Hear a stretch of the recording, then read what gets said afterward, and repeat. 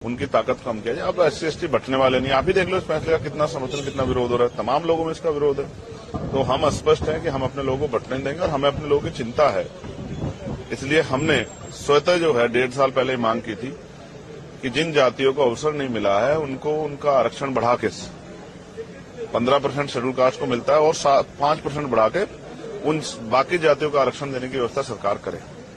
ये 1.5 साल पहले हमने लखनऊ PC करके कहा था और दिल्ली में भी। और जो OBC की वैसी जाति है उनको भी जो है 15% अलग से रिजर्वेशन देने का काम जो है 27% से अतिरिक्त सरकार करे, लेकिन कहां सुना, सुप्रीम कोर्ट ने भी नहीं सुना। तो जब आप EWS 10% दे सकते हो तो आप जो है 5% शेड्यूल कास्ट के लोगों को बढ़ा क्यों दे सकते?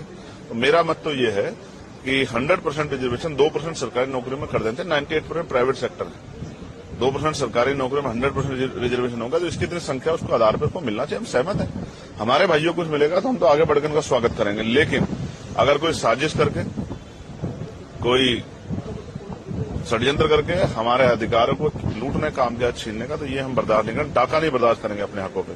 इसके लिए चाहे सरकार से जो है अध्यादेश लाने की बात हो, चाहे सुप्रीम कोर्ट में जो है रिपिटिशन दाखिल करने की बात हो, या मैं आज सारे मेंबर ऑफ पार्लियामेंट जो शेड्यूल कास्ट शेड्यूल ट्राइब के हैं या जो सामाजिक न्याय को मानते हैं उन सबसे चर्चा करूंगा।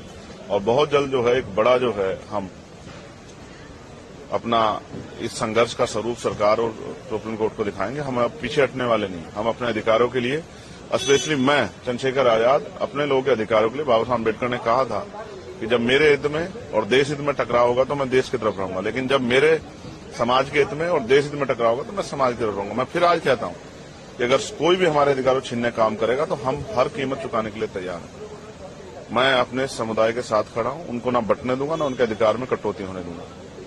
उनके लिए खड़ा हूं, उनके लिए था, उनके लिए हूं और उन्हीं के लिए हम लोग राजनीति कर रहे हैं। धन्यवाद। वक्फ बोर्ड में बात आ रही है, वक्फ बोर्ड के वक्फ एक्ट की चेंजेस होने वाले हैं, उसमें कुछ अमेंडमेंट बदलने वाले हैं जिससे प्रॉपर्टीज का मुसलमानों की कितनी हितैषी है केंद्र और यूपी की सरकार और तमाम सरकारें बीजेपी की है, इसकी से छिपावानी है। मैं फिर कह रहा हूं, आपका मकसद जो है इन वर्गों को कमजोर करना हो सकता है, ताकतवर करना नहीं।